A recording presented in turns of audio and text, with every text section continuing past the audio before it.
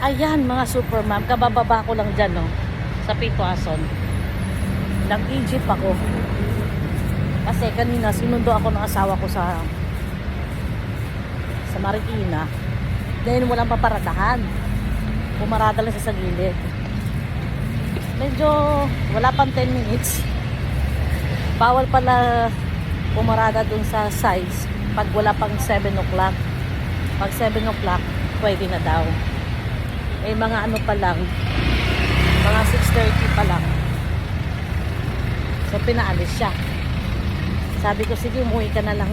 Sabi ko. Pang ano na lang ako. Mag-commute na lang ako, sabi ko. So dito kami magkita sa simbahan. Sa 13 kasi magsisimba kami. Kasi ngayon, it's Sunday. So, hindi kompleto ang aming week. Hindi ako mapalagay kapag hindi ako nakapagsimba.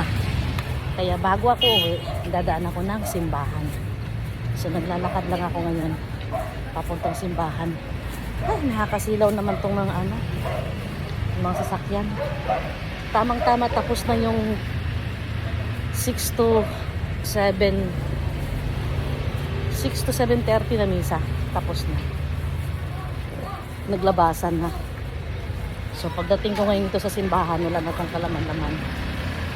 Yan, naglabasan na yung mga tao.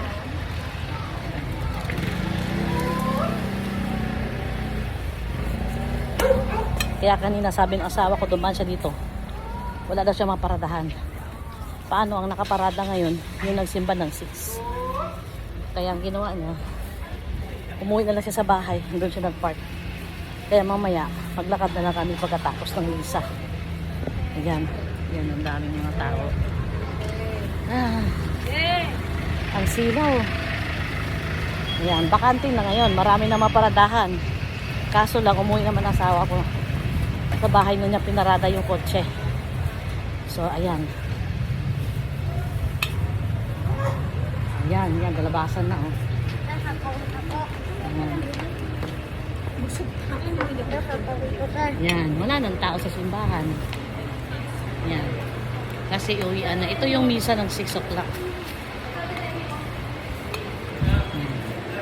Tapos, kami naman magsisimba ng 8 o'clock. Yan. Early bird. Early bird ako. Hintayin ko na rin asawa ko. Patapat ako sa electric fan na yan. Ay. Ingat. Dapat kanina umaga ako nagsimba ng 6. Kaso di ko kinayang bumangon. Pagod na pagod ako. Kasi nga umuwi ako ng bahay namin sa Rizal kagahapon. Naglinis kami. Hindi ko nga natapos, iniwan ko yung anak ko. Dahil sobrang napagod ako dahil sa umaga naglinis din ako dito sa bahay namin sa Cubao. Kaya hindi ko natapos. Pero nagpakita naman ng video yung anak ko, natapos nila. So ngayon, hintayin ko na yung asawa ko kasi sabi niya, mag-tricycle na lang daw siya. So katatapos na ng misa. Ayan.